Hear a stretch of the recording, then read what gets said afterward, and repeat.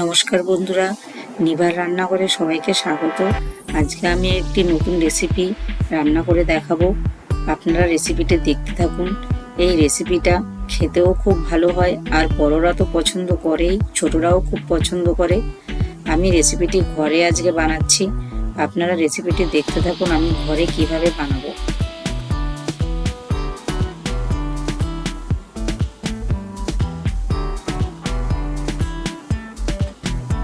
প্রথমে আমি 500 চিকেন ধুয়ে পরিষ্কার করে ছোট ছোট করে কেটে নিয়েছি। একটা লেবু কেটে নিয়েছি, লেবুর রস দিয়ে দেব। লেবুর রস দিলে চিকেনটা খুব সফট হয় খেতে।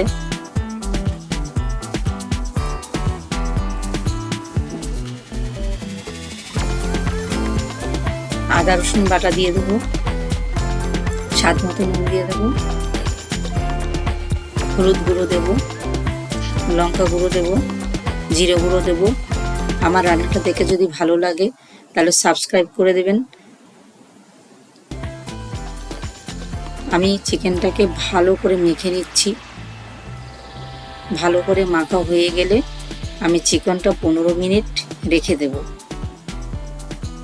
কড়াতে তেল দিয়েছি, তেল গরম হয়ে গেছে, চিকেনটা দিয়ে দেব। চিকেনটা দিয়ে ভালো করে নাড়িয়ে নেব। চিকেনটা তো ছোট ছোট করে কাটা, তাই নাড়াতে নাড়াতেই চিকেনটা অর্ধেকটা সেদ্ধ হয়ে যাবে। চিকেন রান্না হয়ে গেছে। আমি একটা পিৎজার জন্য সস বানিয়ে নেব। ফ্রাই প্যানে সাদা তেল দিয়ে দিলাম, পেঁয়াজ কুচানো দিয়ে দিয়েছি। এবারে রসুন দিয়ে দেবো গোটা গোটা। রসুন আর পেঁয়াজটা নাড়িয়ে নেব, একটু ভাজা ভাজা হয়ে গেছে। আমি টমেটো কেটে নিয়েছি হাফ করে। টমেটোগুলো পেঁয়াজের ওপর একটা একটা করে দিয়ে দেব।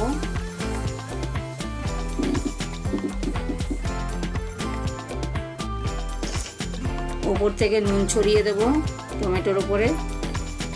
এবারে ঢাকা দিয়ে দেব। ঢাকা দিয়ে দিলে খুব ভালো সেদ্ধ হবে। ঢাকা খুলে আমি আবারও নাড়িয়ে নেব। হাফ প্রায় সেদ্ধ হয়ে গেছে। এবার একবার নাড়িয়ে দেব, নাড়িয়ে আমি আবারও ঢাকা দিয়ে দেব।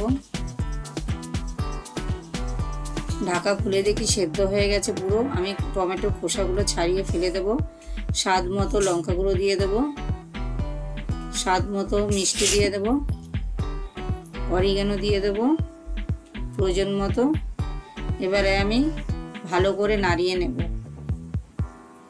নাড়িয়ে ভালো করে মিশিয়ে নেব। মিশিয়ে নামিয়ে মিক্সিতে গ্রাইন্ড করে নেব। আমার পিৎজা সস রেডি হয়ে গেল।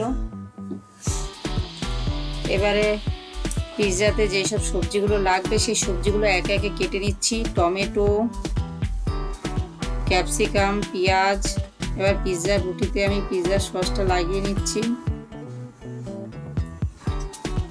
ভালো করে সসটা লাগিয়ে নিলাম। তারপর আমি দেব ক্যাপসিকাম কুচনোগুলো একটু একটু করে পেতে দেব। টমেটো দিয়ে দেব, পেতে দেব।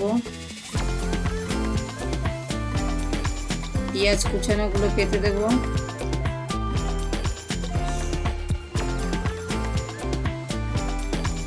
চিকেনের টুকরোগুলো পেতে দেব।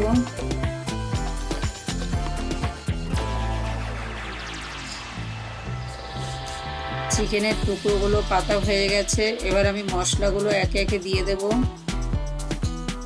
অরিগানো দিয়ে দিলাম, মিক্সড হার্ব দিয়ে দিলাম, পিৎজা সিজনিং দিয়ে দিলাম,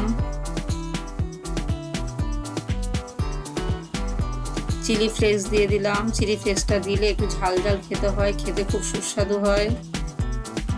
এবার আমি গ্রেট করা চিজগুলো দিয়ে দেবো ওপর থেকে সুন্দর করে। চিজটা একটু বেশি করে পেতে দেব যাতে খেতে আরো বেশি সুস্বাদু হবে।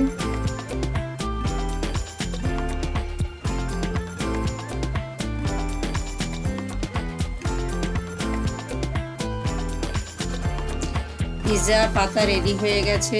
এবার আমি মাইক্রোওভেনে দিয়ে বেক করে নেব। আপনারা বাড়িতে কড়াইয়ের মধ্যেও করতে পারেন।